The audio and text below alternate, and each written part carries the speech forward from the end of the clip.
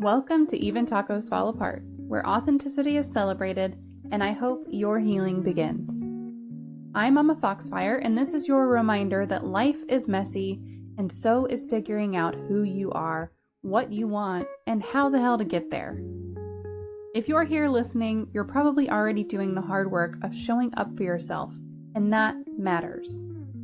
Today's episode is one I think a lot of us, whether you're 18 or pushing 50, 60, 70, are going to feel deep in our bones. We're talking about young adulthood, identity, purpose, and what my guest calls the explorer mindset. We're cutting through all the pressure to have your life perfectly planned and instead talk about how to show up with curiosity and courage when you're not sure what comes next. The world that young people are trying to grow up in right now is intense. Between social media, nonstop access to everyone's opinions, student loans, an unstable job market, and the pressure to have your career, finances, relationships, and entire future figured out by the time you've hit your early 20s, it's exhausting. And it's easy to fall into the headspace of, if I don't know what I want to do with my life right now, I must be behind. But that's not true. The idea we're supposed to have it all figured out by 22, that's a lie a lot of us were sold. My guest in this episode is Tess Brigham. She's a licensed therapist, a certified coach, an author, and she's been called the Millennial Therapist for a reason. She has been helping young adults navigate identity, stress, burnout, and life direction for over 2 decades. Tess talks with a ton of clarity about why so many young adults feel stuck, overwhelmed, or like they're failing when really they just haven't had the tools, support, or time to figure things out yet. We talk about what the explorer mindset actually is and why it matters. It's not about having everything perfectly mapped out. It's about action. It's about trying things, making mistakes, learning from them, and figuring out what feels right. It's about being willing to move forward even when the path isn't clear. This conversation touches on mental health, societal expectations, career pressure, generational disconnects, and why we're all more burnt out than we want to admit. But it also brings a lot of hope, because Tess doesn't just name the problems. She talks about real steps we can take to change our mindset, push past fear, and make progress. If you're a young adult trying to figure out your next step, or you're parenting, mentoring, or just trying to support someone who is, this episode is for you. We need to have more conversations like this, the kind that remind us we are allowed to not have it all together, and that figuring out things takes time, space, and self-compassion. So grab a drink, settle in, and let's get into it. Hello, welcome back to another Mental Health Monday. I just realized something I forgot. Oh, 1 second. This always happens. This is always the way. That's okay, because that was an easy, just quick. I had to open up the captioner so that it can help anyone who can't listen at the moment. Hi, welcome to another Mental Health Monday and technical issues with Mama, because that is what this turns into. But I am really excited for our conversation tonight. We are going to be talking about young adults and the explorer mindset. And if you have any questions related to that topic, feel free to enter them into the question queue, into the chat on YouTube, on Twitch, and make sure that we can go ahead and answer those for you while we're live. I am joined tonight by Tess Brigham. Tess, thank you so much for joining me today, for taking the time out of your evening. And I want to start off by saying I love your background. It is beautiful. Oh, thank you. Thank you. I appreciate it. My niece did it, actually. I can't take a lot of credit for it. She designed it. And, yeah. Good job, niece. Excellent work. For real. So I'm going to tell you guys a little bit about Tess, and then we will get blowing and going. And I see a question already in the question queue, so thank you for that. We will get to that in just a moment. Tess Brigham, dubbed the Millennial Therapist by CNBC, is an expert psychotherapist, certified coach, author, podcast host, and TEDx speaker. She specializes in helping young adults discover their unique life path in order to go out into the world and make an impact. Tess is a sought-after corporate speaker and mental health expert and covers topics such as burnout and stress, embracing Gen Z, and generational gaps in the workplace. Based in the San Francisco Bay Area, Tess has over 20 years of experience and is a regular contributor at both CNBC and Forbes.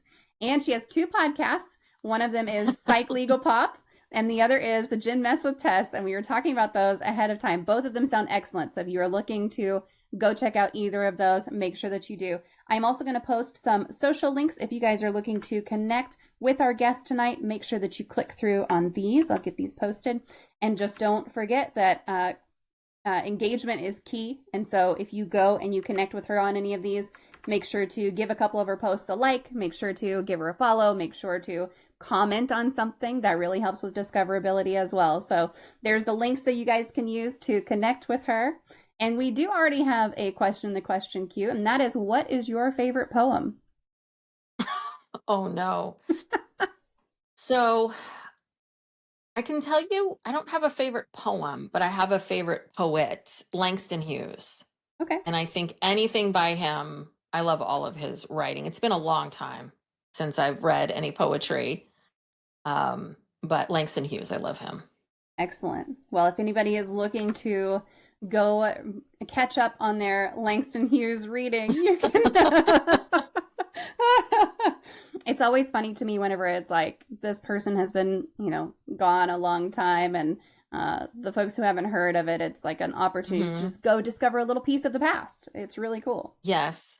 Well, it's funny because when you mentioned poetry, I think of someone like Kendrick Lamar, who's halftime show, and if you look at the words that he was saying, that was poetry. Absolutely. The revolution will be televised. Mm-hmm. Yep. All of that. Yeah. I would definitely agree that a lot of singer-songwriters are poets, but especially ones with a specific message like that. They just really find that way to hit it home in a way that is super impactful and impressive to me.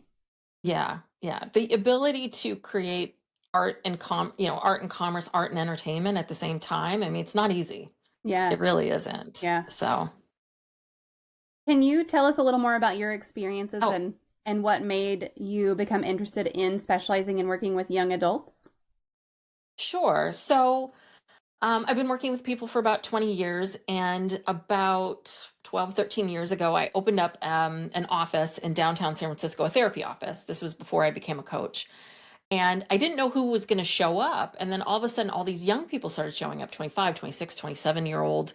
And they were all, mainly female. And I'm in the Bay Area, so a lot of people come here because of tech and the big tech dream. And so, they were all from these other parts of the country, and they'd come out here, and they're, adulting and doing all this stuff. I was like, oh, wait a second. You're these millennials I've heard so much about. Like, the whole world has been, at that time, everyone's complaining about millennials. I'm like, but wait a second. You're not lazy. You're not entitled. You're not at all what is being said about you.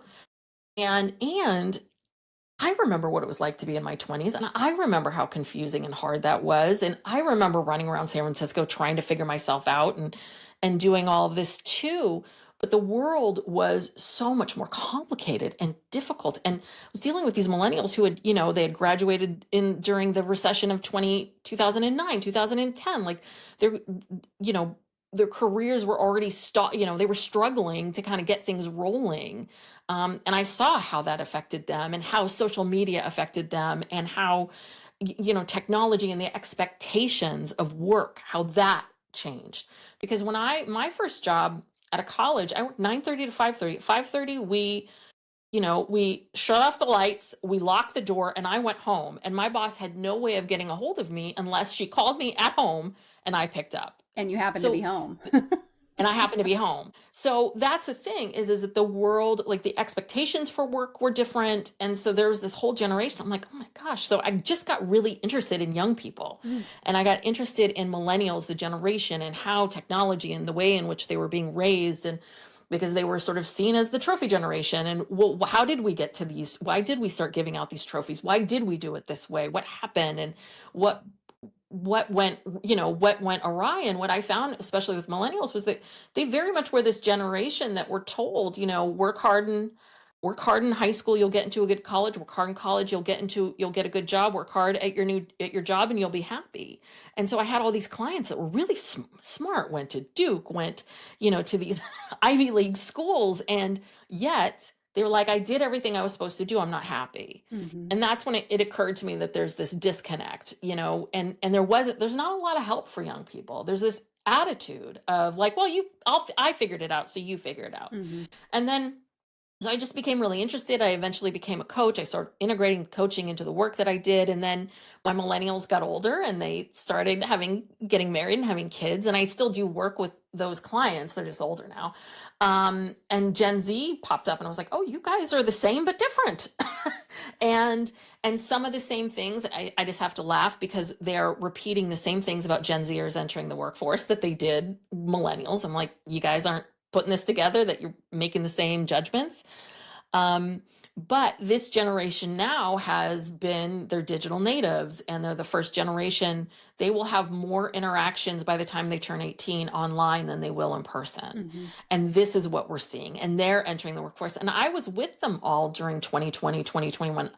I had lots of clients that graduated high school and college in 2020. I saw what it was like for them, those first jobs.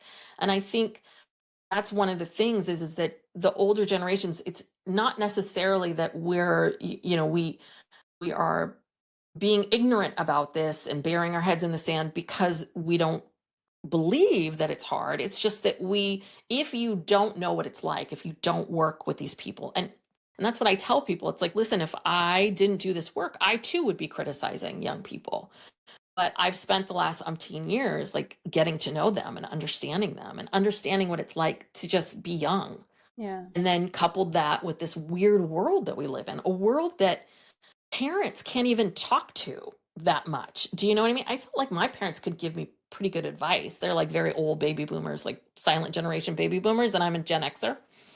And I felt like they could give me advice, but the advice that my clients get from their parents, I'm like, that is the worst.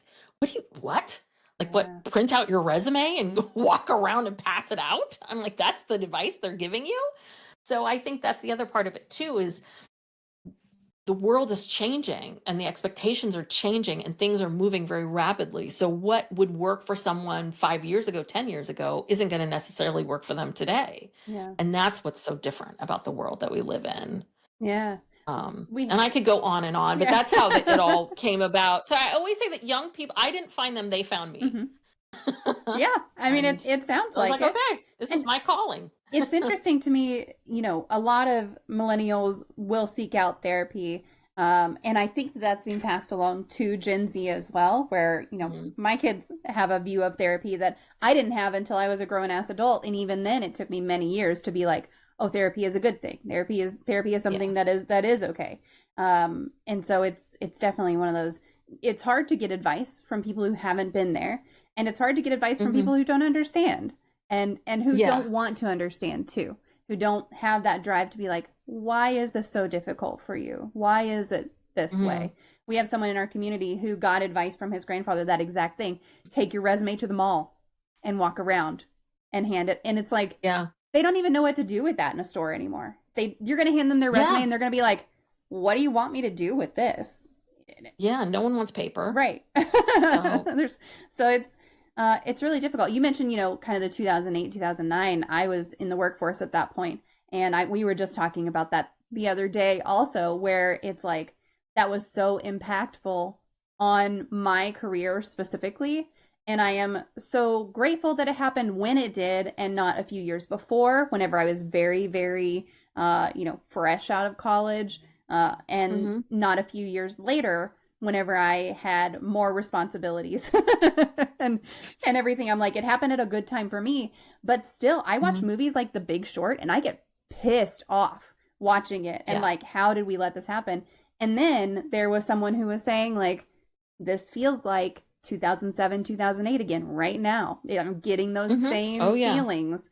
And I'm like, having lived through that and lost my job because I'm in construction and that was a horrible time to be in construction. Like, yeah, it's starting to feel really similar. So it's amazing to me. I'm hoping that 2020 was Gen Z's 2008 and that there's not another one coming because they survived Hmm. that. They got through it. Most of them did. And it's like, I don't want that to happen again, especially so quickly after 2020. Like that would be Yeah, awful to happen again. that's the part that's really hard about now is that things are coming at us fast and furious, Yeah. and we don't take into account the impact of technology on us in the sense of, and we're just now because that it takes a while for for research to catch up with itself, Yeah. right? We have to see how something happens. So what's happened now is we're at this point where it's like, oh, okay, social media has been around for 15 years, 17 years, right? So now we can look at it. Now we can do it. And so I always have to laugh, especially I'm raising a Gen Zer. My son's 17, so I'm part of this group too. But what was it, 2023? The Surgeon General came out and said, I think the social media might be a problem for kids. Like maybe we Yeah. shouldn't give them a phone until they're 14 or something. I Yeah. don't know. Maybe. So, right. And so all of us are looking around going, well, no one, now you're telling us this, our kids are They're past old. that. Like Yeah. it's done. Okay. And that's, I think millennials and Gen Zers, unfortunately, are a bit of these guinea pig generations. Mhm. They very much have. I mean, millennials were the first generation to come about and become, thrust out into the world when everyone had the ability to comment on it. Yeah. Like that was it. Because now everyone has the ability. Everyone's got a platform. So people have been criticizing youth and moaning about how they don't know anything and then they're entitled and lazy from the beginning of time. But poor millennials saw that. And so then Gen Z's been watching them, Mm-hmm. watching what's going on and trying to kind of reverse course. Um, and I'm a big advocate for what they're trying to do with work. I'm like, go, you keep fighting, you keep getting in there. You don't do what my generation did, which is just accept Yeah. the crapola that we were given. Fight Absolutely. for what you need and what is, because what you're asking for is not unheard of. Yeah. It's not unreasonable to ask for No, what you need to do your job no, at not at all. all. Oh, but what was I going to say is the impact of the tech on us. I think Mhm. that's the other part of it, is what people don't quite understand is that all of this, the fact that we see everything happening, like wars and things have always been happening, all of racism and sexism and all of these things, they've always been going on. It's just that because we live in this world where we can see everything and everything's coming at us constantly, that we are tired, we are taxed. Yeah. And I think that's another big thing, that people sort of look at young people going, these Gen Zers are lazy, or they're tired, or they don't want to work. It's like, no, they're really taxed. Yeah. They're exhausted. They're mentally exhausted. And we have to start looking at what's going on now more as this, if you think about the Industrial Revolution and what happened then, it was like, okay, we figured out like, oh, wait a second, maybe people should only work 40 hours a week. But unfortunately people had to work 6-7 days a week for a while in order to get that. And unfortunately these generations are a little bit of these guinea pigs. Yeah. The first people on the line, like, working things out. And that part's hard. Yeah. That part's really hard. Mark says, my motivation is even more selfish. Sure, I want the kids to be all right, but I also personally would like to stop struggling through historic events. Okay. Yeah. That Yes. one meme comes to mind with, oh, what is his name? And he's just like leaning against a wall with a cigarette down and his eyes are back and closed. And he's just like, Oh, Ben Affleck. Yes. Ben Affleck. That's the one. Just don't mind me. Just another historical event. Please make it stop. I've had enough. Yes. So Yes. you're called the Millennial Therapist. Do you feel like that still applies to you now that the millennials are grown up a little bit? Yeah. Yeah, I mean a bit, I think, but yeah, it's hard because I was given that, it's funny because people think that I name myself and I'm like, well, no, someone else did, and Yeah. and then I decided to ride with it. Yeah. So roll with it. But yeah, I mean, I always think of myself as like a therapist for young people. like young adults, or people that are trying to figure out who they are. And there's lots of Xennials who are right on the cusp. There's millennials. There are millennials who are trying to still figure out who they are, what they want to do. Yeah. And that's very much what I focus on is, this time of transition, this time of figuring out how do you do this.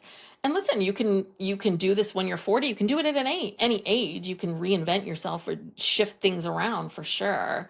But what I love about working with young people is like this is the first iteration of it. Like this Yeah. is the first time that they're figuring this out. How do I do this? Mhm. And how do I figure out who I am? You think Yeah. it's easier or harder if you're 40 to reinvent yourself than if you're like 20? I think there's pros and cons to both. I do. I think that and I know this because I'm 51, that every decade that I hit, you get more and more confident. Can I swear?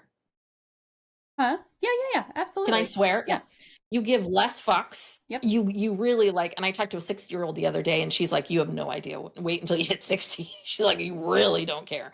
So I think that there is something about being a bit older and having a life experience and understanding yourself better and not caring so much about what people think and all of that. But there is also something about being young and just not knowing what you don't know. Yeah. And I often think about the things in my life, like becoming a therapist. I think if someone had told me what it would really take to be a therapist, I don't think I would have done it. Yeah. Do you know what I mean? And I think that's like parenting is another one. If someone really sat you down and said, okay, this is what parenting is going to be, without really ever experiencing, without having the love that you have for your child, you'd be like, oh, no, Yeah. I don't want that at all.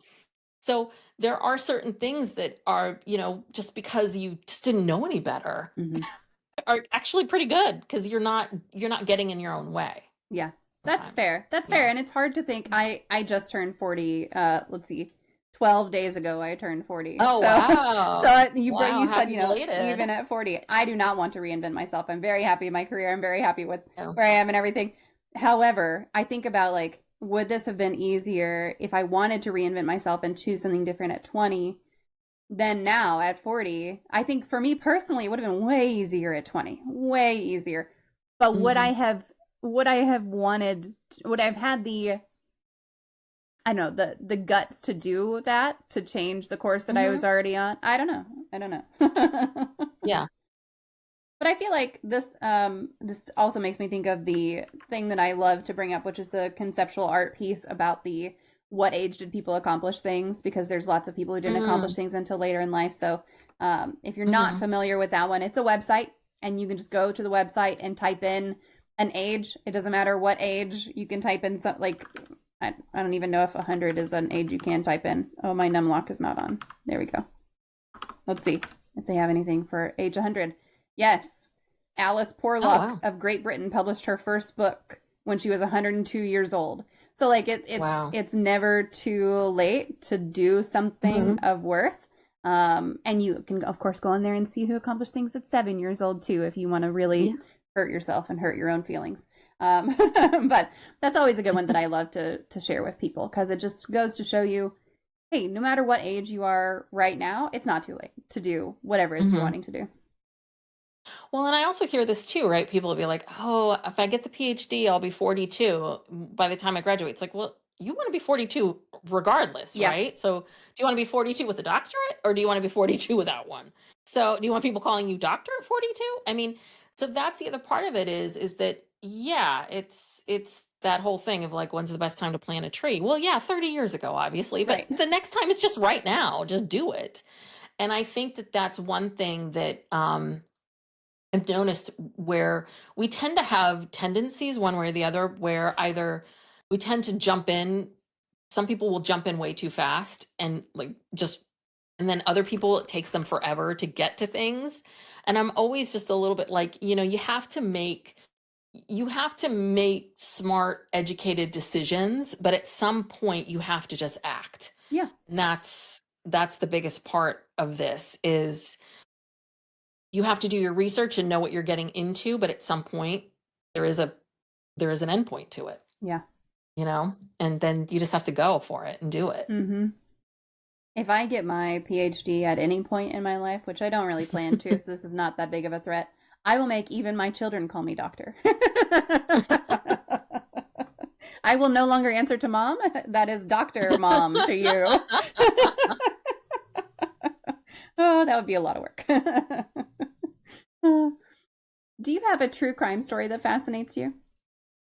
Well, I have lots of true crime stories that fascinate me. I mean, so for Psych Legal Pop, my sister, it's a show that I do with my sister, and she's an attorney and I'm a therapist. So we talk about pop culture through the lens of an attorney and a therapist. And it's funny because we just covered the American murder OJ Mm. case, and that was on Netflix, that documentary. And even then, we were like, really? Is there something else to say? And it's like, yes, there is. There is more to say about this case.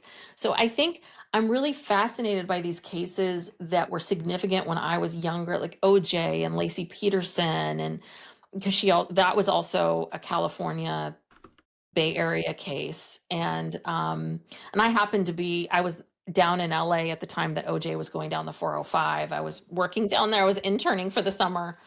And Wow. so that, like, these things were very significant in my life. And so those are some of my favorite cases, and I could talk about them endlessly, but there are a million others that just fascinate me. I'm really always fascinated, not the OJ, but something like Lacey Peterson is just did Scott Peterson really do it? Is it possible Yeah. that he didn't do it? Why did the Innocence Project take his case on if they didn't believe that he could possibly Hmm. be innocent? That's the stuff. I'm always fascinated by that. Yeah. Like, you know, did this person really do it? There's the stuff that the public knows, and there's the stuff that they don't know. And Hmm. you never know anyone's entire life. Like, Yeah. you just don't. When my grandfather went missing, it was one of those things that, like, some shit came out about him that I never Hmm. would have known, that I didn't need to know, that I didn't want to know.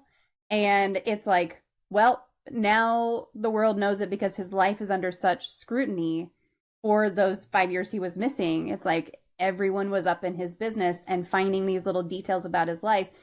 Some of them didn't matter at all. Some of them had Hmm. no bearing whatsoever on his disappearance. And it's like, well, now it's out there. And now it's online, which is Yeah. a super fun thing. Oh, OJ was right at the birth of the 24-hour news cycle, which is responsible for so Yes. many current events. It's all connecting in such fascinating ways. Yeah, that 24-hour coverage of OJ was Hmm. that was wild, and that was one of those things that Yes. you just hadn't really seen it before, and that Yeah. Oh, yeah, yeah, it's yeah. crazy. And just having the case and the court TV, and that case, it's so layered because it's about money and power, but it's also about race, and it's also Yep. about celebrity, and it's about marriage and men and women, and then something that, unfortunately, domestic violence. I mean, it really got us talking about domestic violence. We still are, we're in a better place than we were before. We understand it, but unfortunately, it's still, there's a lot of misinformation Yeah. that's out there. And something like the status, something like over half, at least half of all people will be in some sort of domestic violence Mm. situation at some point. I mean, it's very prevalent. And I think that it opened up our eyes to so many different things. Um, and but it was also very much about race and LA and the cops, and it's so layered. Yeah. Yeah. It really is, and it's yeah. You never know what else going on behind closed doors, and No. those domestic violence statistics are staggering, and it's like you you almost don't want to believe it. I've talked to plenty of people, and I've had my own experiences where, like, yeah, I definitely believe it, but at the same time it's like I wish that weren't the case. But it's just that Hmm. people don't want to talk about it. It's embarrassing sometimes if you've been the victim. If you're the perpetrator, you're definitely not going to talk about it. But even Hmm. on the other side of it, it's like, how could I let myself get to that? Like, there's so much that Yeah. goes into that. And it's one of those things that, of course, we don't know. I'm sure those statistics are even still underrepresented, undercounted, because so much of it goes unreported and unresolved and just untreated. And so, yeah, Hmm. that's wild. It's absolutely wild. There's so much shame around it, There is. right? I mean, it's the shame that people feel, and we have to work on the world, everybody. We have to work on how we think about it, how we speak about it, and to take that shame out of Yeah. it. Because at the root of it, this person loves the person. Yeah. I mean, yes, they're being hurt, but and they also are being, that's love. So they have love for that person, or that person's, you know, they're financially tied to that person. I mean, Yeah. there's so many layers to why people stay. And I think it's just very, I mean, it's a classic kind of thing. It's very easy from the outside looking in Yeah. to say you should do this, you should do that, but you don't love the person. Yeah. Or they stay for religious reasons, or they Yeah. stay Oh, yeah. for the kids. I did both of those for a really long Yes. time before I finally got out. So like Yeah. there's many layers, but yeah, a lot of it starts with someone that you love, of course. Yeah. And that sucks. Yeah. You got to kind of come to grips with that. But we're not here to talk about that today. We're going to talk about something much more lighthearted, I'll say, which is the explorer mindset. So tell us what the explorer mindset is, and how does that differ from maybe the more traditional ways of navigating young adulthood? Sure. So I call it the explorer mindset because what I noticed when working with clients was when we would sit down and sort of think about, like, what do you want to do with your life? Where do you want to go? What makes you happy? That there was a lot of this focus on, okay, well, I need to figure out what the end is first, and then I'm going to backtrack it back. But then what would happen is people would get stuck. Yeah. They'd be like, well, I think I want to be a lawyer, but I don't know. I've heard this about this, and I don't know. What if I get into law school and I don't like it? And what if this happens, right? So they're getting fixated on lawyer, and then they're not taking any steps at all. So they sort of the person would stay put and do nothing. And in order to know if you should go to law school and if being a lawyer is right for you, is you have to explore, and you have to get out of this headspace of, I need to know what the end is first. And so I think about it in terms of, when I think about exploring, I think about, when we're traveling.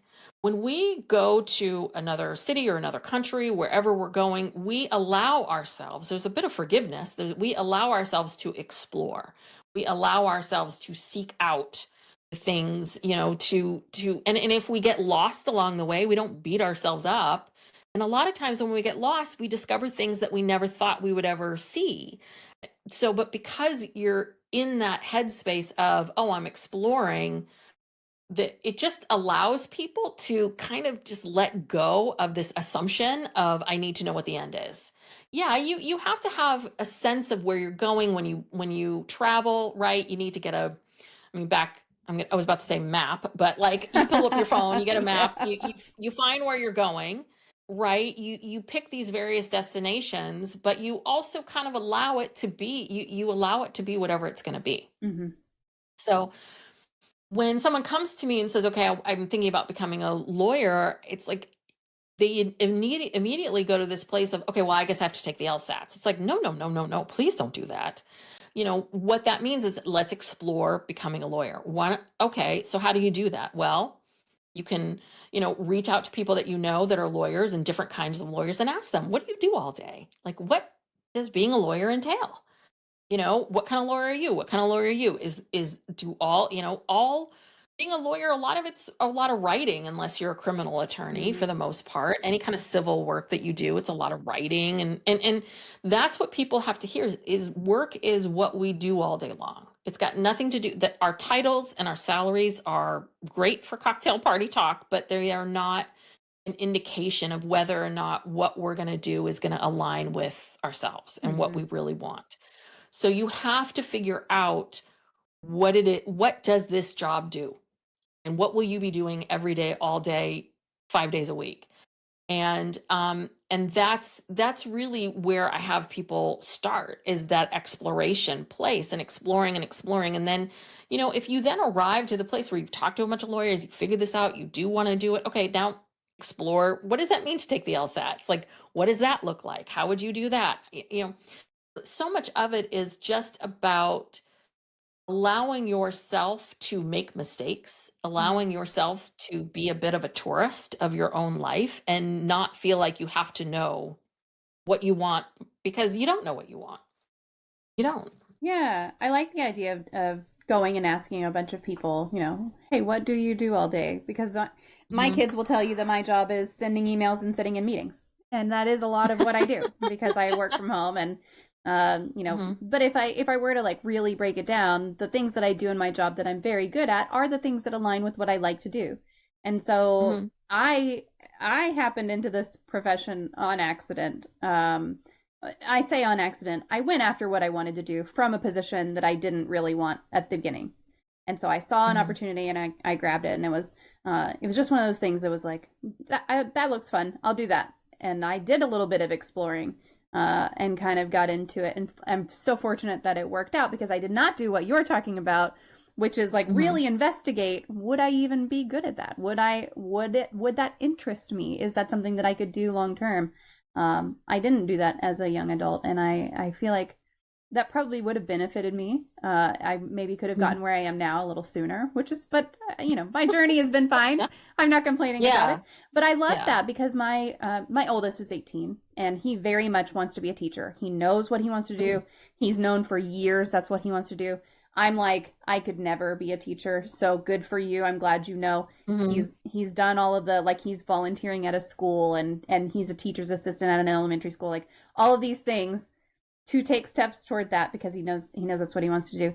Mhm. My youngest is not there. I mean, he's only 11, so I think he's going to have to Mhm. do a little more of this exploration whenever he gets older.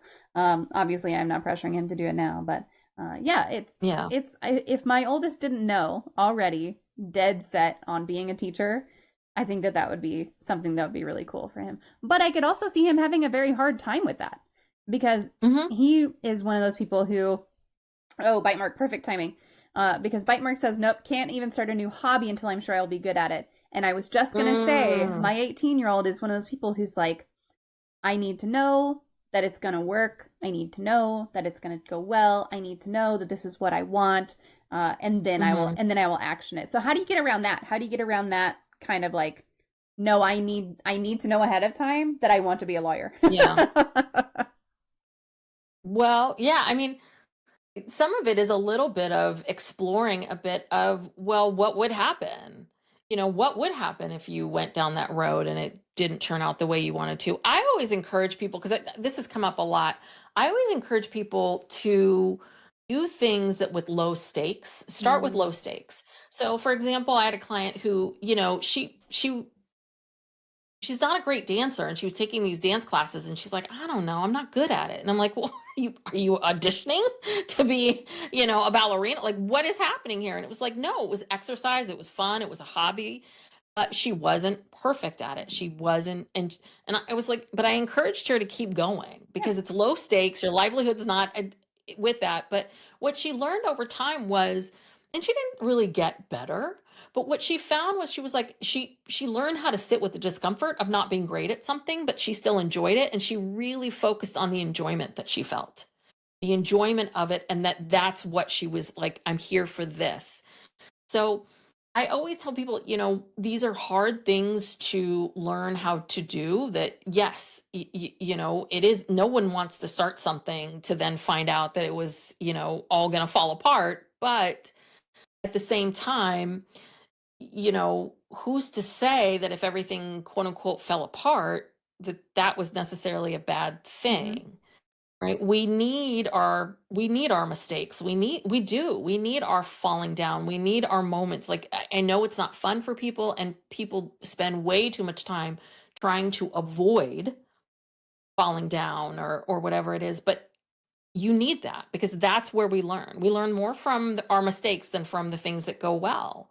And your son might listen. There are a lot of people out there that absolutely, from moment one, they know what they want to do and they do it, and that's great Yeah. and good for them.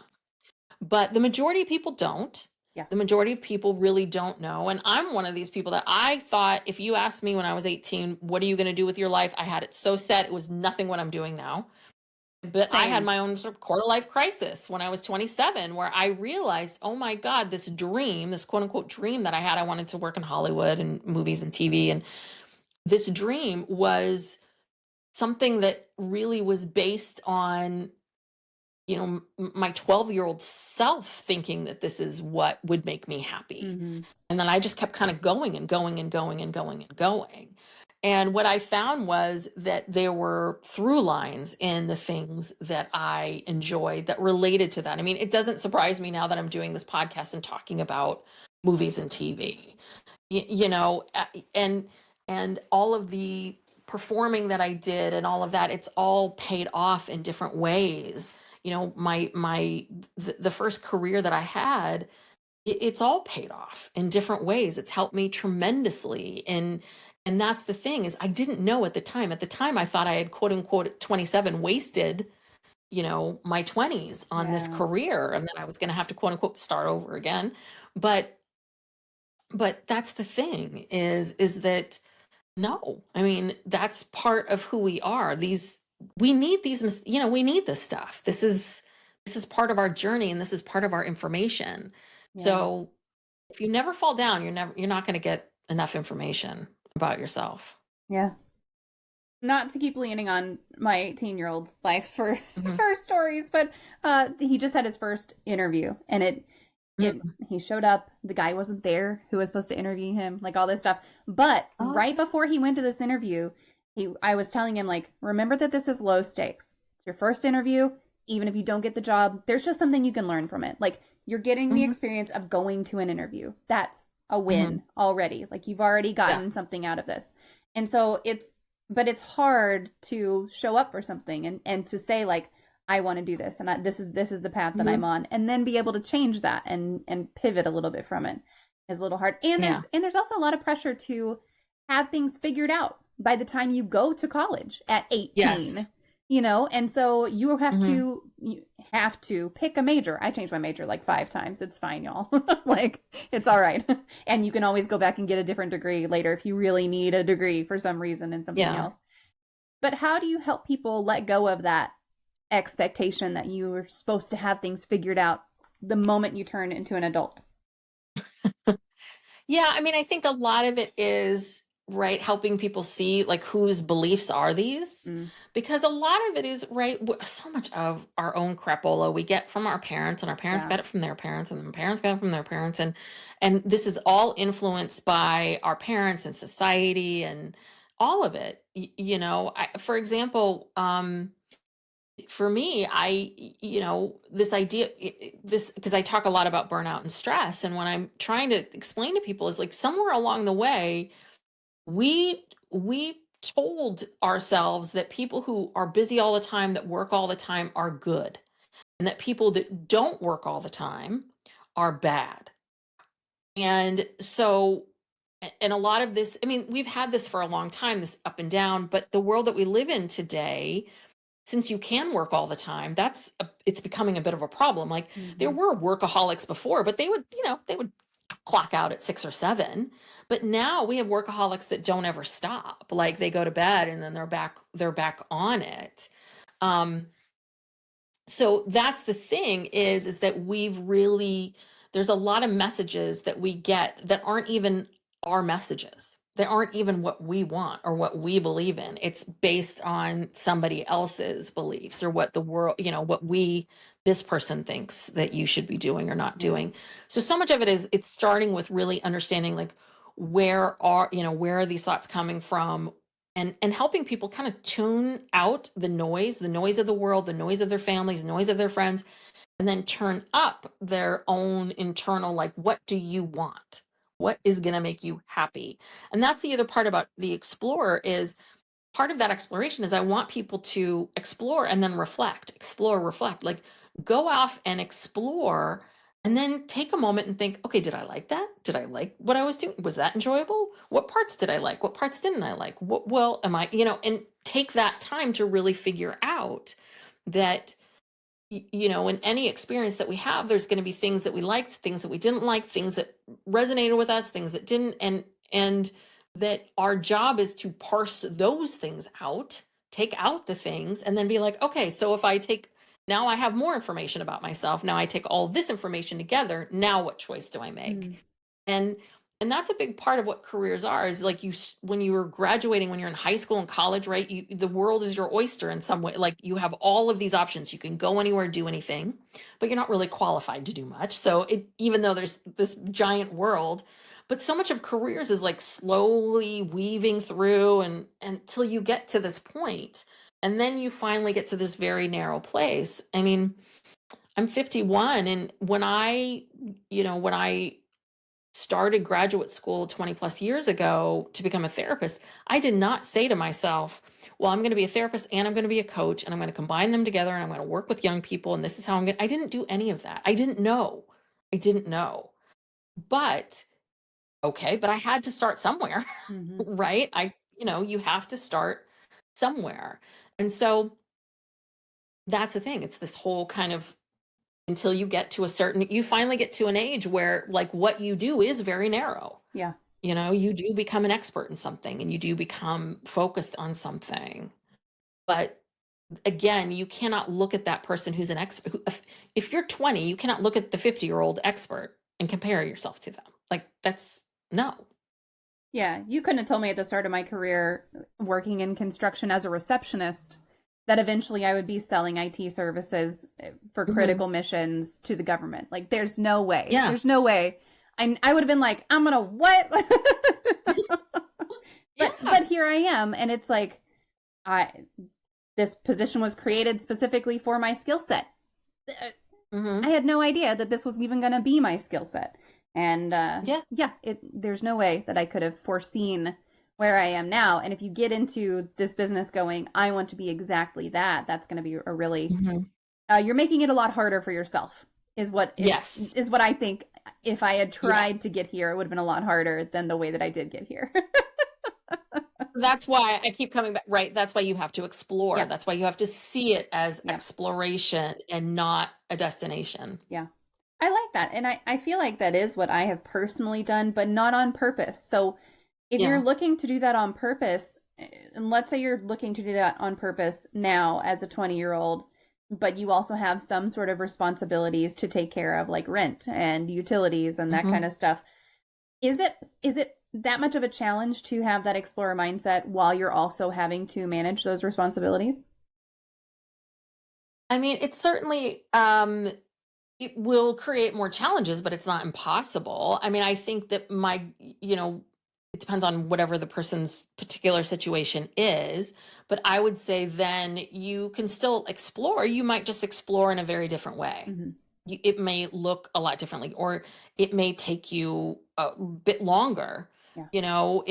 If you're working full time, it may be you spend an hour every morning exploring versus being able to do it all day long. Yeah. But so much of this is about, what I always tell people is like, most important thing is just the doing, and Mhm. actually just doing it, just going out there and being, making those phone calls. If you're working full time and you're not happy in your current job, which we've all been there, we've all gotten to that place, then some of it is a bit of like, yeah, okay, you're not going to have the luxury of being able to like spend hours upon hours pondering what you want, but you can carve out time every day Mhm. to think about that and reflect, make those phone calls, ask those questions, and eventually you will look up and you will, like, a couple months will go by and you'll be like, wow, I have a lot of answers now. Okay, yeah, now I can do this, now I can make this transition.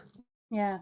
I feel like that is the luxury of time is a huge luxury, and it's a huge, Hmm. I mean, we could definitely spin off into a whole discussion about privilege and just the Yes. ability to do those kinds of things, and who has the most time to do these exploring all day instead of, an hour in the morning or an hour after work or whatever. Yeah. But yeah, that challenge of time and timing is a big one. And I'm sure that's got to be Yes. something that you come across a lot with people saying, I don't have time to do this. Yeah, yeah, and that's the thing, right? Is that, yeah, we have time. Everybody has time, right? It's just a matter of priorities. I have a stack of books that I need to read. I can sit here and tell you I don't have time. The reality is I'm watching TV shows and I'm not reading the books. Like, I have right? There is always, there is always time for things. And how much time you have, it's about being intentional Mm, and using it. And so yeah, you may only have 15 minutes. Okay, but you can still do something in that 15 minutes. yeah. But I think that's what's so hard about the world that we live in today is that because of this technology, we are very distracted. We have a hard time focusing. I'm so much of what we're experiencing right now. I want to say that, eh, so much of it is because of this technology. It is taking up our time and focus. It is making us exhausted. Our bandwidth is low Yeah. And it's for designed. more It's stuff. designed that way. It's Yes. designed to keep you It's on it. designed exactly. It's designed to keep you on it. It's designed to get your attention. It's Yeah. designed to get you focused on things that you actually don't necessarily need to be focused on, Yeah. like things to purchase or things to buy. Yeah. You know? Yeah. I had to put a couple of my different social media apps have a timer. After an hour in any given day, it turns off. I can't open it again. So, Wow. Okay. I think I might need to do that. yeah, I had to limit specifically TikTok, and I just had to limit Instagram as well because I was just like, all right, my kid and I've got a couple of friends who will just send me reel after reel after reel on Instagram. Oh, And I'm like, I will sit there for an hour and not realize that it has been mhm. an hour. Yeah. Yeah. So I And you've had to watched put that on there. 15. Yeah. Yes, and You watched like a it's million dog videos. yeah, Yeah. and sometimes you need that break. Sometimes you need that Mhm. break to say, hey, I gotta mindless scroll for a minute because I'm too overwhelmed. I just need a little bit of something. But you just got to be careful that it doesn't pull you in. But it is designed to pull you Yeah. in. That's hard. That's hard. Yes. Yes. For sure. What are some of the biggest challenges young adults face today that they didn't face 20 years ago? Yeah. I mean, definitely technology and I think what's really hard about social media for young people is, when I was younger in my 20s, you know, you I had a better sense of like what it really meant to be in your 20s. Mm, And I think what's so hard about the world that we live in today is these young people, they are exposed to so much and they're exposed to people and lifestyles and lives that are just like, this isn't your life, and it probably never will be. It doesn't mean that you're not talented and you can't get there, but it just means that most likely, like, that's the part that's hard is that when I was in my 20s, everybody around me, we were all broke. None of us were driving fancy cars. None of us had money. So like I didn't feel like such a loser because I was very much when I looked around, exactly where I needed to be. What's hard about young people is that now they have this device that's stuck to their hands that they can access at any time that exposes them to people that look incredible and people who have these lifestyles that look amazing and people who are these influencers and they're doing this and they're doing that. And I think that that's the part that's hard is that I could maybe when I was younger grab a magazine and flip through it, and yeah, that was unrealistic and it was airbrushed and it was all of those things, but that was such a small fraction of our lives. yeah. Do you know what I mean? Magazines and TV and seeing this and the lifestyles of rich and famous, like so much of that. But now it's like all of social media, you can just follow a bunch of billionaires and millionaires and people Mhm. who have these crazy lives. And speaking of true crime, one of the shows that we talked about, it's actually coming out tomorrow, is the Gabby Oh, I Petito want to see case, that which I one. think is, I saw the yeah, little it's preview. really well done. Is it?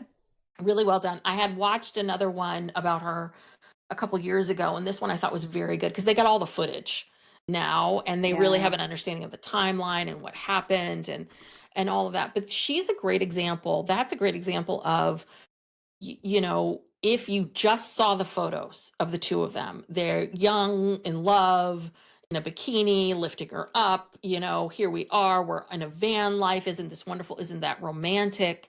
And so, yeah, what's tough about social media is it captures just this one moment of perfection and that's what we think, oh my God, this is what their lives are. Oh my God. But But what we know is that wasn't the truth. Like she Yeah. was deeply miserable. She was trying to get away from him. He was controlling and abusive. And that's the part that is really, really so tricky is that, yeah, we get stuck on capturing a moment and assuming that this is their life. This is Hmm. who they are. And it's like, no, you're seeing an image that they've curated for you. So you interpret it however you want. So that's the thing. It's like this assumption that if people are smiling on social media, that means they're happy. And I think that's really hard. So I have a lot of clients who don't have really realistic expectations for themselves about like how much they should be earning, what they should look like, how things should be. I think the always having to be on all the time part, I always say millennials, they're the generation, you guys just love life hacks and you love any way to like do multiple things at the same Yeah. time and some sort of app. There's an app for Hmm. it. You guys want the app, right? But I think that part of that is your generation came about at a time where you were expected to be on all the time. So Yeah. you're all trying to figure out like, how do I do this? How do I tackle this? Um, that is a big difference, and I just think that what we take in and see all the time is a lot more overwhelming. I mean, news used to be an hour. What was the local news, and then there was the national news, and then maybe your parents would watch the news again at 11. But for the most part, there was, you got the information. You believed it would be truthful because the journalists were supposed to be Hmm. truthful. You believed it to be correct. You believed it, and that was it. But what's happening now is that, right? That we're seeing wars and famine and death and destruction and racism. I mean, just awful things all the time, all day long, and it's a lot. Yeah. And I think it's affecting young people's psyches. It is. It's affecting all of us. But if your brain's not fully formed, it's really affecting you. And those are just some of the few of the things that are Hmm. different about the world that we live in today. I always say that being young today is 100 times harder than it was. Yeah. And everything's recorded. Everything's recorded. That's what I was just thinking about Everything's that too. recorded. Like everyone God has a forbid Ring you make a camera. mistake. Yep. Everybody has a Hmm. Ring camera. Everybody has a video on a camera on their phone. Everyone's going to record it. There's surveillance everywhere. Like I couldn't go TP someone's house now.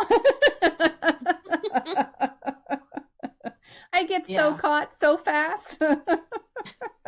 But even like, I mean, I'm sorry, but all the dumb things you did in high school or college, like just Yes. Yes. dumb I don't being want drunk that or being this or recorded. being that. Right. Like, yeah, I'm so glad that Oh, there's thank no you. evidence of that. No, absolutely. But the flip side of it too is, and it allowed us to live. Like Yeah. we got to be in these moments. Like we really lived. And it's funny now because now that my sister and I have this podcast, we're always laughing because we like, oh, when we're out together, we should take photos and we should put them on social media. We never remember. We never remember because it's just not how we think about things and how our lives are. And that's the other part of it. Is I see these other people who are their whole, they're at a concert, like video, you're never going to watch that video again. Why Yeah. are you doing this? Like but they're not living. And that's, I think, one thing that's really hard is that, you know, we're not allowing ourselves to be present Yeah. in our experiences. Yeah. It's very tempting to be like, "Oh, I should post this." Yeah. And then focus Yes. on getting the right picture, the right whatever. I take 1,000 photos of the kids. I can't help it. Hmm. That's never going to change. I've accepted that about myself. But even whenever I'm out doing something with a friend, like I went and saw The Labyrinth with one of my girlfriends not too long ago, and we got to intermission, and it was one of those like there's a live concert, and they had the movie up there, and they were doing the live concert music, and anyway, it was really cool. But the thing is, like, I was there with her, and I hadn't seen her in forever, and we got all the way to intermission. I was like, oh my God, I haven't even thought about taking a photo because I was having such a good time that I hadn't even thought Hmm. about it. And then, of course, I took the photo. Yeah. But it's hard. Sometimes it's hard to just be in that moment. And if it's not Hmm. something like you're talking to a friend you haven't talked to in a long time, it can be real tempting to just kind of slip into that, Yeah. oh, we should take a photo and post it somewhere kind of thing. Yeah. Oh, yeah. How can someone start to shift from a fear-based mindset into an explorer mindset? Well, I'm a big believer in small incremental steps. Mm. So I would say that depending on for example, if you are someone who is you're like, okay, I really always think about the destination in mind. It's really hard for me to be an explorer. I would say, like, I would pick the least scary thing that you think that you could do without knowing what the outcome is going to be. And it could be something as simple as going to a class or interviewing someone or doing something like that. But it really does start with picking the first thing, which is scary. I always call it scary but doable. If it's not doable, you're not going to do it. If it's not scary, you're not pushing yourself. So you need something that you I know you like can that. do, Yeah. and you're going to have to and you are going to feel uncomfortable. So that's okay. That discomfort is part of the process, and it's okay. Don't run in the opposite direction. And then you're going to do it, and then you're going to, take a step back and reflect, and then okay, now you're going to do something harder and harder and harder. So it's always hard to talk about these things in the abstract. It's so much of it of how you get someone to shift their way of thinking and that mindset. So much of it is about them, Yeah. like what they're holding on to, what's getting in their way.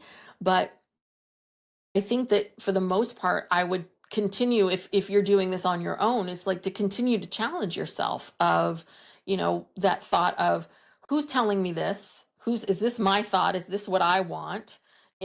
If I'm the one going and doing it, do I really want to do it? And just like, and how did I feel?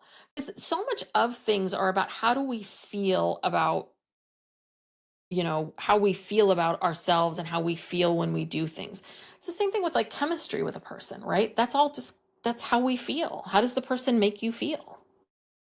And then, but how we feel about things, that's the piece that we really have to get in touch with. And that's what I would keep, like, just have you keep coming back to, well, how do you feel when you're doing that? How does that feel? What is that like? And not getting caught up in the other part of, does this look good to society? Mm.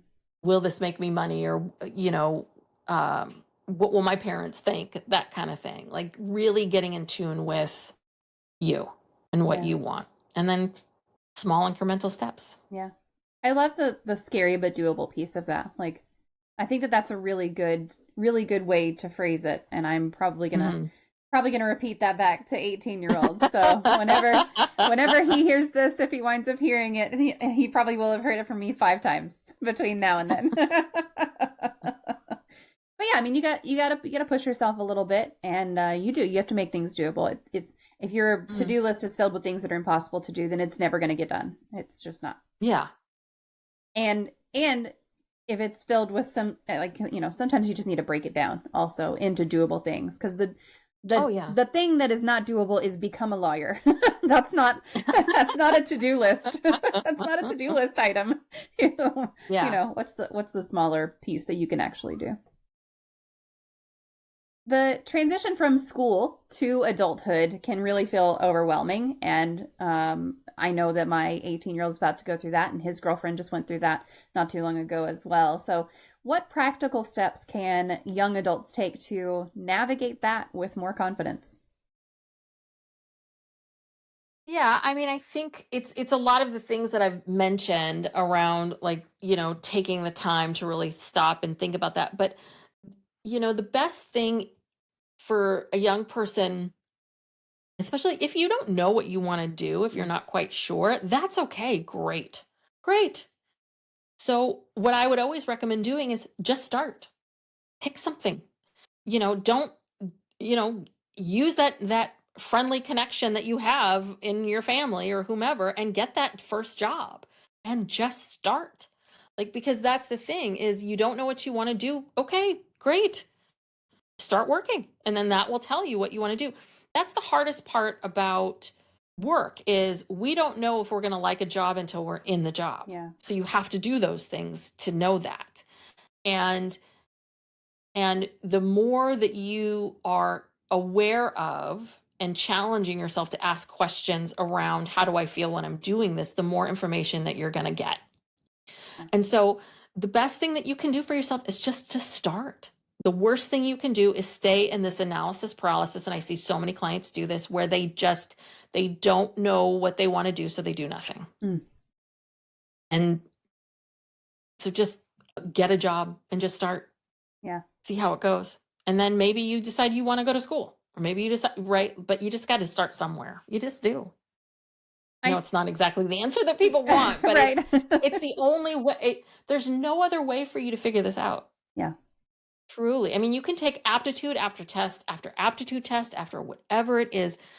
It's the same thing with like dating, right? You can sit there and answer 1,000,001 questions about, I like dogs and I like walks on the beach. But until you get into the room with the person, you don't know if you're attracted to them, and you don't know if there's a spark. Mm. Like, there has to be that spark. And that is hard to define. Yeah. You just have to do it. Yeah. Like, you know, it's the same, dating, you've got to just go on the date. I don't know, go. But you have to take the same approach that I tell my clients to take around dating, which is exactly what you said to your son about going for that interview, which is you have to see of like, I'm going to go meet hopefully an interesting person. We're going to have a good conversation. Maybe if there's a spark, great. If not, at the very least, I'll have a cup of coffee or a drink, or I'll do, and I'll meet someone new and I'll have a good conversation. Like, that's it. Yeah. That is it. You might get a friend out of it, or at least you can stop talking to them on whatever dating app if it doesn't go well. Yeah. Like, decision made at that point. Yeah. For sure. Yeah. But the problem is when we stay in that place of, well, I only want to go on this date if it's going to be successful and we're going to fall in love, then it's like, well, you'll never know that. And your expectations are too high. You're always going to be disappointed. You're always going to be disappointed until, and then you're probably going to stop dating. And then, so yeah, you got to keep showing up. You got to just keep, okay, this is what I'm doing, and not take yourself so seriously and worry so much about how this is all going to turn out. Eventually, if you continue to date, you will trust me, you will find someone. Yeah. But you're just not going to find them in your living room. I mean, that's the thing. Yeah. I want to go back to the career piece of this also, and the just kind of like advice to just start working.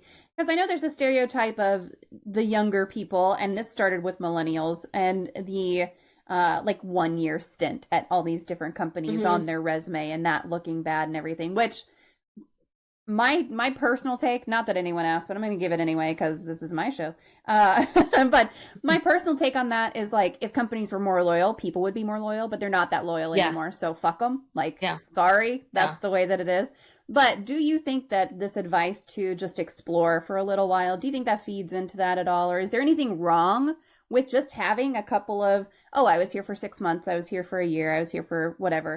Is there anything wrong with that on a resume these days? I don't know. I mean, I don't think there's anything wrong with it. You would have to, I'm sure if you got an HR person, they would tell you, right? And I've heard various things from HR people. I've heard sometimes it's like you need 2 years at a place, there you need this amount or that amount. I think so much of it depends. I do think that there is a point at which, if I saw, I think you just have to think about what's your story. Yeah. Right. Like, how can you explain this? And I think that if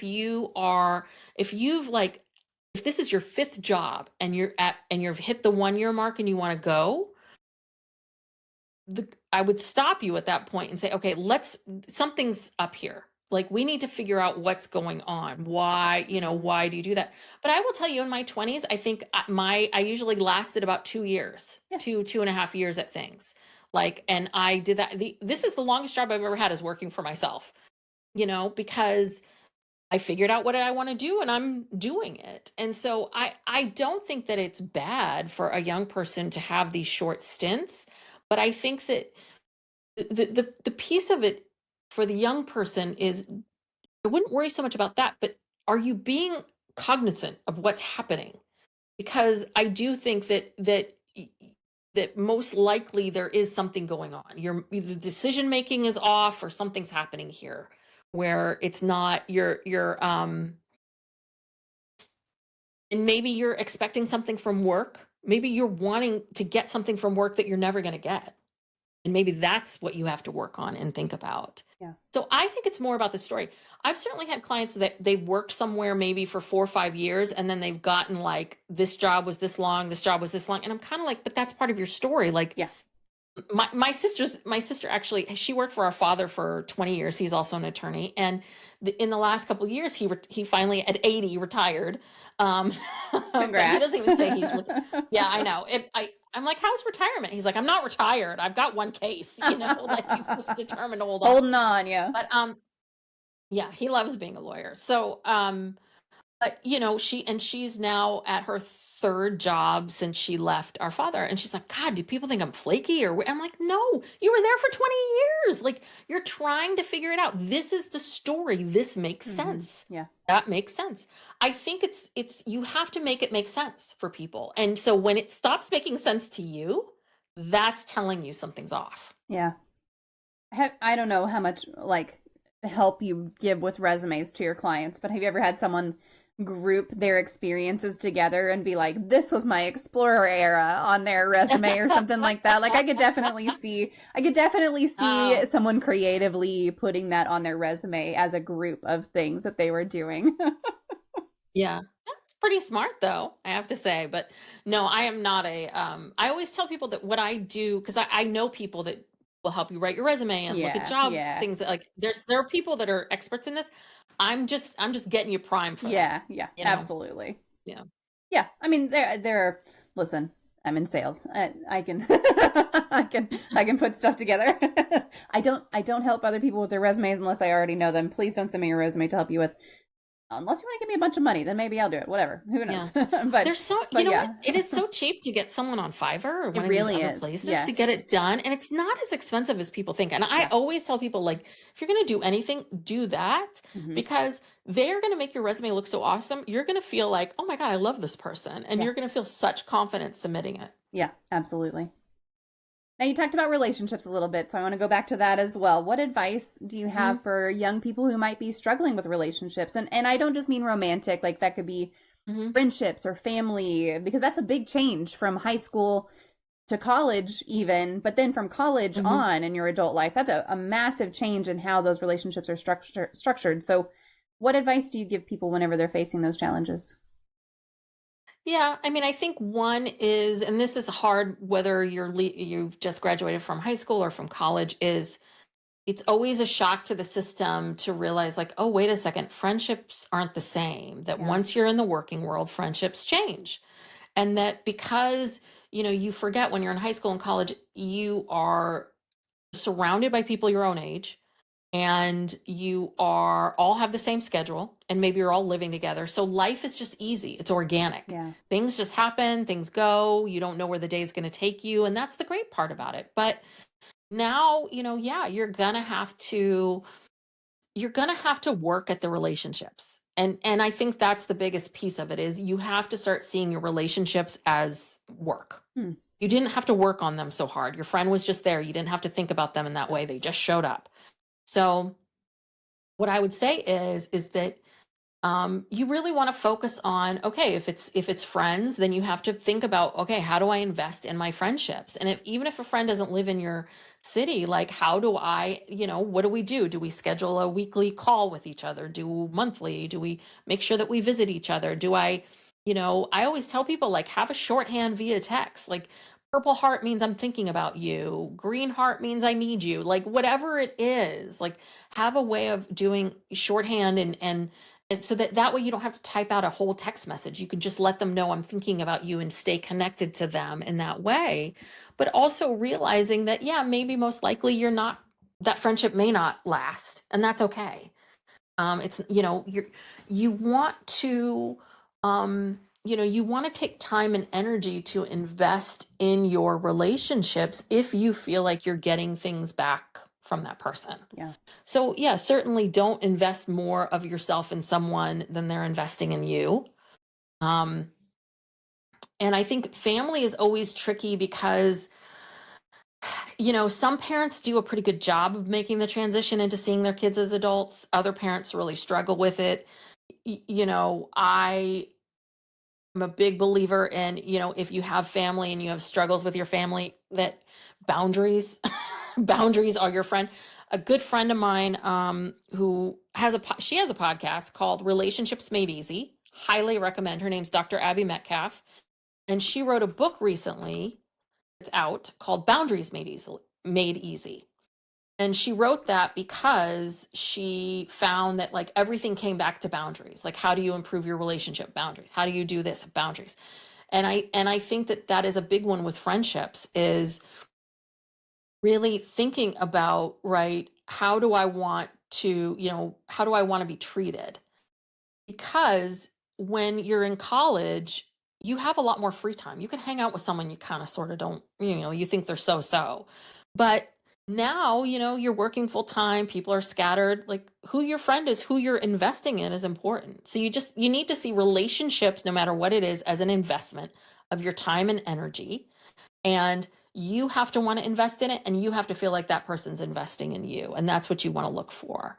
Yeah. And then romantic things, I think the other part of it too is there's always this fear of, oh, am I going to meet someone? What's going to happen?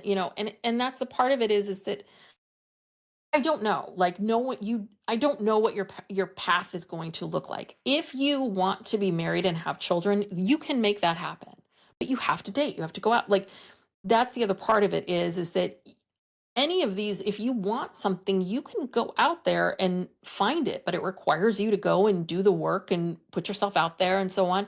But the other thing that I tell people all the time is I've been married over 20 years. I tell people, like, I love my husband. We're very happy together, but being married doesn't solve all your problems. That doesn't. So don't check boxes just to check boxes. And please, God, do not have children unless you 150% want children, because it is too much work for something that you're kind of so on, and that part's really important. But yeah, it's such a broad topic. It's hard for me to cover all of it, but Abby's podcast is great. She talks about all of these relationships. But I think the hardest part for young people is really the friendship. Yeah. It's such a show Friends, and yeah. I mean, I love the show Friends, but I think it really, for a whole generation, really made people misinterpret what it's like to be in your 20s. Yeah. And that's what would happen is I would have clients that would come to me. They'd be like, I don't have any friends anymore, and I'm a loser, and I'm this and I'm that, because they're watching the show Friends thinking that everybody else has that situation. I'm like, they don't. No one does. Yeah, it's definitely one of those. I totally agree. Like, don't get married just to get married, because sometimes it causes more problems. Not only does it not solve problems, sometimes it causes more problems. Like, take your time, make sure you're good. Yeah. Well, the thing is that if your partner loves you and cares about you and is investing in you, then it does improve your life. It does help you. They are there for you. If they are not, then it is a drain. Yeah. And so, it's every piece of that. And I think that especially for women, we are sort of told that being married, you need to be married. That's what makes you special or important. You need to have children. It's like, no, you don't. Yeah. And if you, and listen, you can get married. Getting married is not hard at all. Being married's hard, and staying married's hard. Yeah. And so that's the other part of it is please do not subscribe to like these ideas of what it means to be happy. It's not checking boxes. It's really about you liking yourself, having peace of mind, enjoying what you're doing, all of that. Yeah, don't just get married because that's what people say it's time to do. Yes. It's not a good idea. Please. I promise you it's not a good idea. Same with kids. First of all, my advice is don't have kids. And that is coming from someone who absolutely adores and loves her own children. And also, I could tell you so many stories. And if by the time you're done hearing my stories, you're like, yeah, that still sounds okay, then you're crazy. Yeah. But also go for it. Like, then you're meant for it then. Great. Yeah. Oh, I love this comment. Children are great, but they're not a solution to anything ever. No. Children are not a solution at all. No. Again, I love my children so very much. I don't ever want them to hear this and think like, oh, my mom thinks having children is a bad thing. I love my children. My personal path is my personal path. My advice to everyone else is don't have kids. first of all, they're not going to be as good as mine. So there's that. But yeah, it's kids are never a solution to anything. That's for sure. They do only bring things to get over and Yeah. and grow over.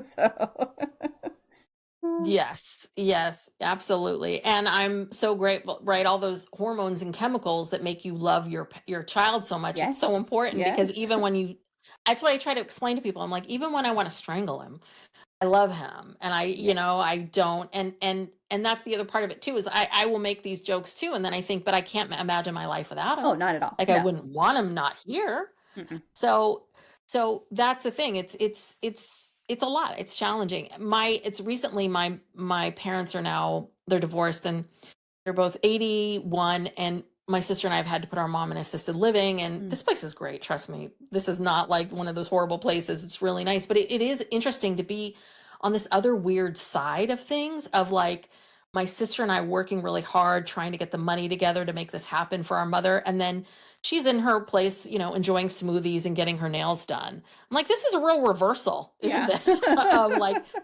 but you do, being a parent is that once I became a parent, it really helped me appreciate my own parents. Yeah. And it's like, I am so happy to do all this stuff for my mother now because I want her to enjoy her life. My sister and I are very determined, we want her to be happy and be healthy and be safe and be somewhere that she can thrive. And we are willing to do whatever we have to do to make it happen. And I think that's one of the really nice things, is like these values that your parents teach you and to do. And my parents very much made that happen for me, and I do that for my son. And that's the really cool thing about becoming a parent and learning these things. But just no, don't do it if you don't for sure want it. Yes, most definitely. Most definitely. So if someone's in this explorer mindset and they're getting a little frustrated or impatient, or they feel like they should be making more progress, how can someone know if they're actually stuck or if they are just being a little impatient and they need to continue on the path they're on? And this one's always really, really hard because nothing is going to everything's going to take a hell of a lot longer than you ever thought it was. Yeah. So I think that again, it comes down to a couple different things. It comes down to, you have to really sit with yourself. I'm always going to tell you to like sit with yourself and really ask yourself, like, what do I think's going to happen, or what am I looking for to happen? Do I still enjoy what I'm doing? Am I still enjoying this process of what I'm doing? And for example, if you're doing a podcast, let's say, and it's not bringing you money, or it's not being as successful as you want it to be, then some of it is you have to ask yourself, like, do I enjoy this podcast? If 4 people listen to it, do I still want to do it? Do I feel like I'm aligned in the way that I want to? Am I doing it the way in which I want to do it? Am I requiring myself? I really think that part's important. And then you have to weigh those options and get back down to, okay, do I still want to do this thing? Do I still want to get up and podcast if no one is listening to me? Yeah. And if you find out like, no, I don't enjoy this, and I don't want to talk to 4 people, I don't want to do that, then yeah, you're probably not in the right headspace. And that maybe this isn't gonna work for you. So it always comes down to like, what is your intention? What is your drive? What are you trying to get from this? And so you want to let go of the outcome. You want to just focus on the doing of the thing.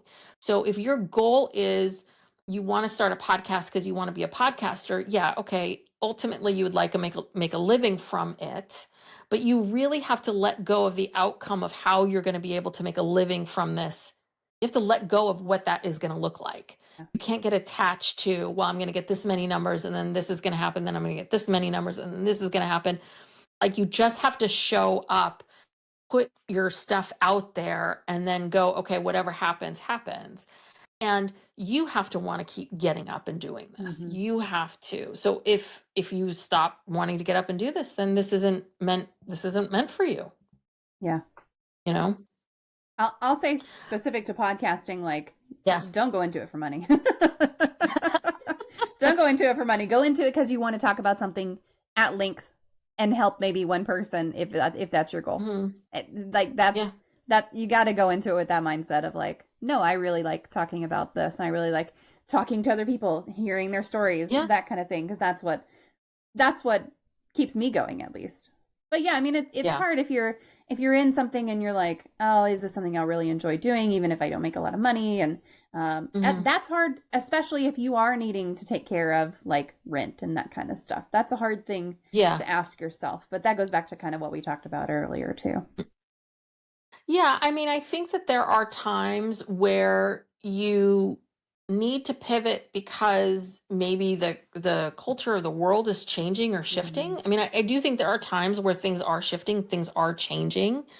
Um, Over the years, people have always said to me, "Oh, you should be an executive coach," because one of the things about working with young people is a lot of young people don't have any money. Yeah. And I don't take insurance, and coaching's expensive. And so, yeah, I get a lot of parents that are paying for it, or I work it out with them individually. But people would always say to me, "Oh, yeah, well, don't work with young people. You should, just work with CEOs." And I'm like, I don't want to work with CEOs. I don't like those CEOs at all. I don't, I'm every time I hear from one, I don't want to, I don't like it. So that's the part that's hard, right? Is for me personally, I had to really stop and think, okay, what does that look like? How do I do this? And over the years, what's happened is I have pivoted. I started creating programs and things that people can buy and work, this thing's $10 and this thing's $20. And then, I do a lot more corporate work now because I do believe that the company should pay for it. Yeah.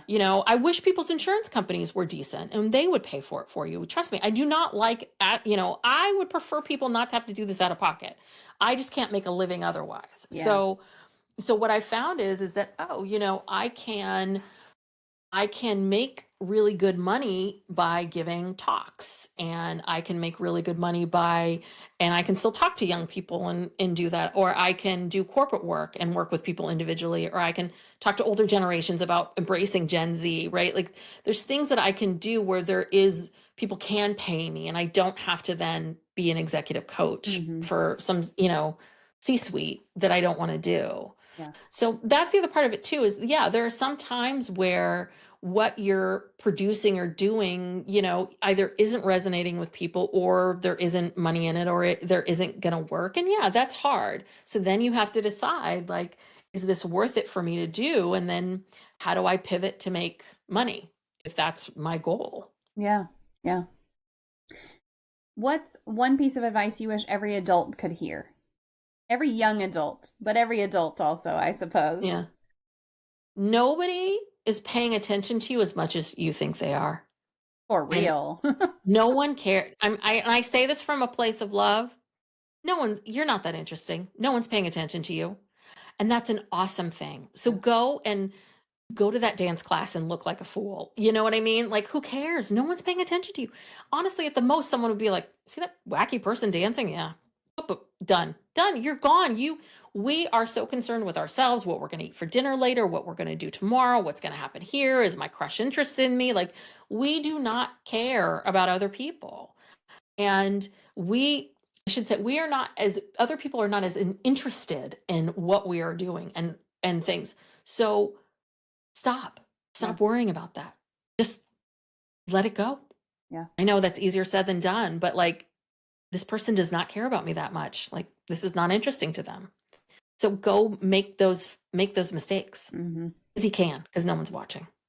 Yeah. There's definitely, like, people are as wrapped up in themselves as you are wrapped up in yourself. Yes. Like, you just gotta remember that. Not one person remembers, and I don't know why this has stuck with me over this many years, because this was probably in 2007, 2008.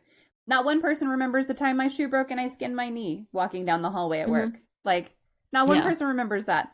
I was so embarrassed for the rest of the day. And no one remembers that at all, except for me. Probably, I think maybe one person saw it happen and they were just like, "Oh, are you okay?" And I was like, "Yeah, I guess I gotta go change into my tennis shoes now." Like, And then they moved on with their day and probably didn't think Yeah. another thing about it, but I was embarrassed for the rest of the day. Yeah. But no one cared. No one cared about it then. No one cares about it now. I don't even know why it's still in my brain, but there it is. Yeah. Oh, that's for sure. Well, we are coming up on the last couple of questions. So, folks who are here in the chat, if you have anything else for Tess about the young adults and explorer mindset, make sure that you go ahead and get those questions in. But Tess, what is your favorite life hack? I love, I'm a big believer in setting times. So, for example, if you have to clean out say you have to clean out your closet or whatever it is, pick a time, again, a time that's to keep that scary but doable. So you want to pick a time frame that's like feels like, oh yeah, I can do that for 20 minutes, but it can't be 2 minutes. Mm-hmm. It has to be significant enough to do something. And then just start breaking things up that way. My husband and I have been like cleaning out our kitchen, and we do it in what we call quadrants. Like, this is quadrant 1, and we just did quadrant 1. Okay, great, done. And we still need to do quadrant 5, but that's how we were able to do it, because we could not tackle it all at once. It was too over, like every time we sat down to think about it, it just became so overwhelming. So you want to either, I know it's a very common life hacks, but you want to find creative ways of just small things, or just one closet, or 20 minutes. Yeah. One of the two. Yeah. I like doing it by like an episode of a show. Mm-hmm. I'm going to put on a show, and for one episode, I'm going to work on this thing. And, that works great for me for laundry, although I usually just do whatever laundry is there and put on the show for as long as I need it. But yeah, I mean, you could say, okay, for the next 5 songs on my Spotify playlist, I'm going to clean out my closet. Or, however you need to break it down. It doesn't have to be a timer on your phone, but a timer on your phone also works. And there are apps for that too, where I think it's the Pomodoro technique. That's like 20 minutes of focus. And so you can, if you really want to, here I go, me, a millennial with my apps, but it just came out. It just came out of my mouth. Yeah, I'm telling you. Well, because you guys all came out into, right, like the dawn of social media was very much 2007, 2008, right, around that time. And so you entered the workforce in the world at a time when this is how things were structured. So it makes sense. Yeah. It makes sense, but I don't remember what it was it's just one of those things I've noticed over the years. Like, it's true. Because my Gen Zers aren't into it so much, but my generation, we're not. And I'm like, God, it's just really, it is. Every time it's this generation. It is. Yep. Oh. I literally was talking about a gardening app tonight while I was at one of my son's activities, because one of my girlfriends had brought a piece of paper and she was like planning out her garden. And I was like, oh, there's an app. But it's true. There used to be some, I don't remember if it was an advertisement or if it was just like a kind of meme thing, but it was like, there's an app for that. There was some specific thing that was, I don't even know what that was for, but yeah, that cracks me up. All right, well, it is time for our magic moment of the stream. If you could wave a magic wand and eliminate one common opinion or misconception surrounding mental illness, disabilities, or talking about mental health, what would it be? Mm-hmm. That it means that you're weak. That it means there's that you're not a strong person, and that just drives me crazy, because it takes a tremendous amount of courage to sit down and talk about yourself. And it takes a tremendous amount of courage to open yourself up, to work on yourself, to say, hey, I got this issue or that issue, or I feel this way or that way.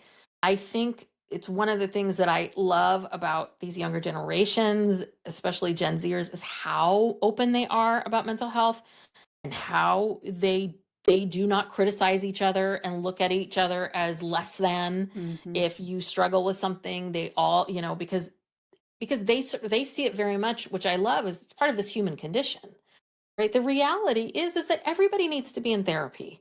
Everybody does. Everybody, if it's, and unfortunately in our society, it's become this luxury, but it shouldn't be. Everybody needs a therapist. Everyone needs a coach. You're going to need both of those people at some point in your life, many times in your life, and everyone should have the ability to have it. So, and that's, I think myself and so many other therapists, we're trying to figure out a way of making it more equitable, making it more, so that everyone has resources. But no, working on yourself, finding yourself, owning your stuff, owning your shit, like that's courage. That's true courage. And that vulnerability, if you're a fan of Brene Brown, vulnerability is being vulnerable is the it is the best thing that you can do for yourself, like being willing to open up with people. Now, you don't want to be vulnerable, you need trust. Trust and vulnerability go hand in hand. So you're not going to be vulnerable with your first date or whatever it is. But like being in a relationship and being really vulnerable with that person, that takes courage. That Mhm. takes a tremendous amount of strength and courage. And I think that it's interesting as I see my parents getting older. I've had to my sister and I were cleaning out our mom's house, and we found these letters that our father wrote. Our parents have been divorced a long time, and realizing that my father is about the age that I am now when he wrote these letters, and sort of realizing like, oh wow, you never grew. You did not. You just stayed. You are stuck. Mhm. Like this is you never pushed yourself to ever grow and really ask yourself these big questions. And I love my father, I do, but like, yeah, he's kind of an asshole. And so it's this recognition or this understanding of, I think someone would look at him and go, that is what strength is. And it's like, no, he's can't even write a note to his ex-wife and be honest Mhm. and be vulnerable or be real or anything. He can't. I tried to talk to him about death the other day. Like a couple months ago, he didn't want to talk to me about that. I'm like, okay, fine, fine. Like, but I think that is really, I think he probably will, he thinks differently, but I think that that's a shame because why are Yeah. we here? Why are we here?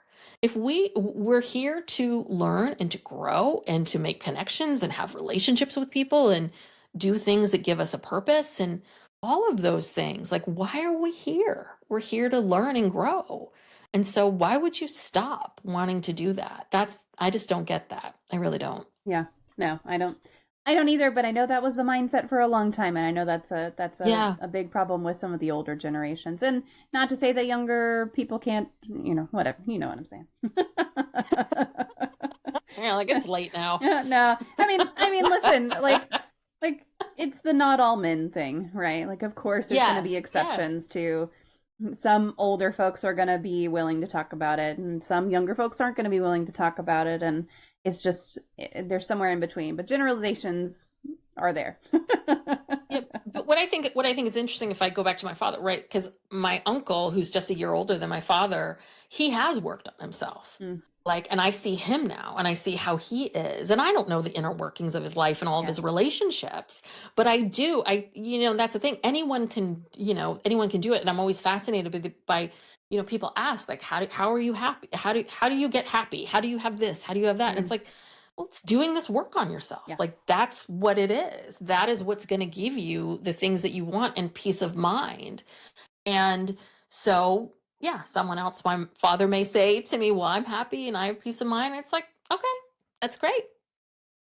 But is that, and then you have to think about the impact you have on people, Yeah. Yeah. you know?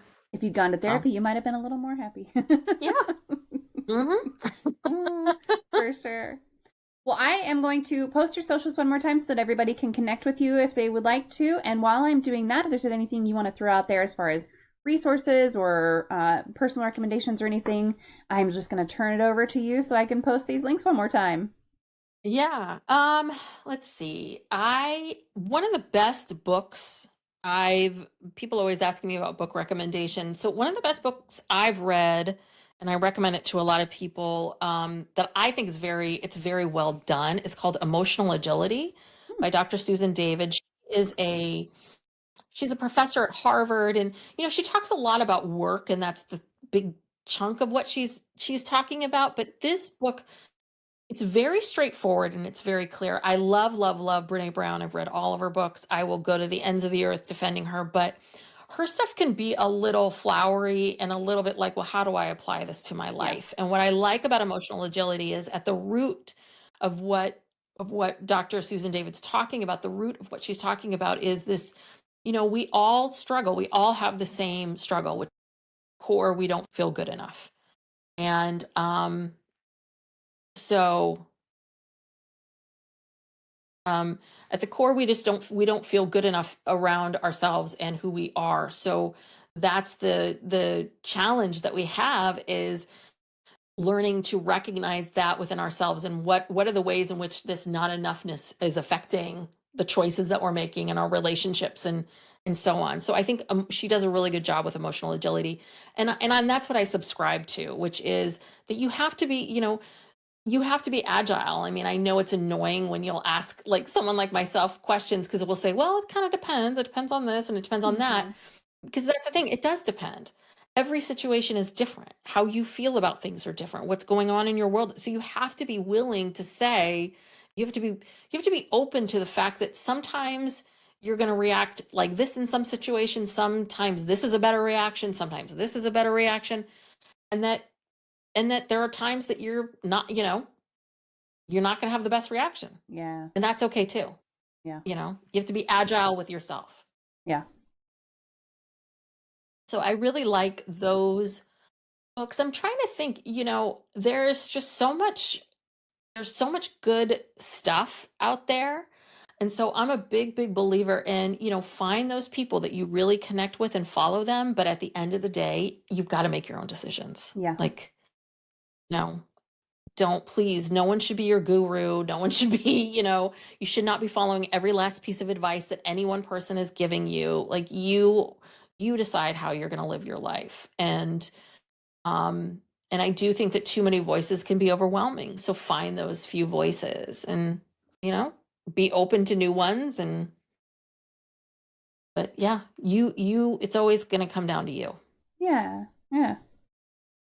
Well, I love that. Well, Tess, thank you so much for taking the time tonight to chat with us. I think this has been a really lovely conversation. I just appreciate you coming on here. Oh, thank you so much. Thank you so much for having me. And yeah, I'm excited to see the people from your community, all that good stuff. It was great meeting you. That's a wrap on today's episode of Even Tacos Fall Apart. I hope that conversation with Tess gave you something solid to take with you. Whether it's permission to slow down, the reminder that it's okay to not have it all figured out, or just the push to take one small step towards something that feels right. One of the things I keep coming back to is what Tess said about getting out of analysis paralysis. The idea that we can't wait until everything is perfectly lined up to act. Whether you're fresh out of high school, knee-deep into your first job, or 10 years into a career that doesn't feel like yours anymore, that explorer mindset gives you the space to try, learn, and adjust without beating yourself up for not knowing everything already. Life doesn't hand out a roadmap.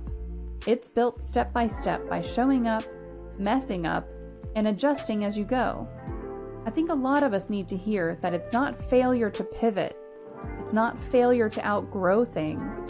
It's not failure to want something different than what you thought you did 5 years ago. If this conversation resonated with you, if you felt seen, if you felt less alone, or if you just appreciated the honesty, I'd really appreciate if you would take a moment to rate, review, and subscribe or leave a comment wherever you're listening. That helps other people find the show, and it makes a huge difference for independent creators like I am. If you know someone who's struggling with these same questions, feeling stuck, lost, or under pressure to have everything figured out, share this episode with them. You never know what kind of impact that could have. And if you want to stay connected, you can always find the link to tacosfallapart.com down in the episode show notes. That'll get you to the resources that were mentioned in the episode. It'll get you ways to connect with me. It'll get you all the links to socials, everything like that. I love hearing from you, so please do connect. Remember, you don't need to have a 5-year plan to be making progress. Exploration counts. Curiosity counts. And showing up counts. Thanks for being here with me today. I'll be back soon with more raw, real conversations. And until then, take care of yourself Give yourself some damn credit, and remember, even tacos fall apart, and we still love them, and I still love you.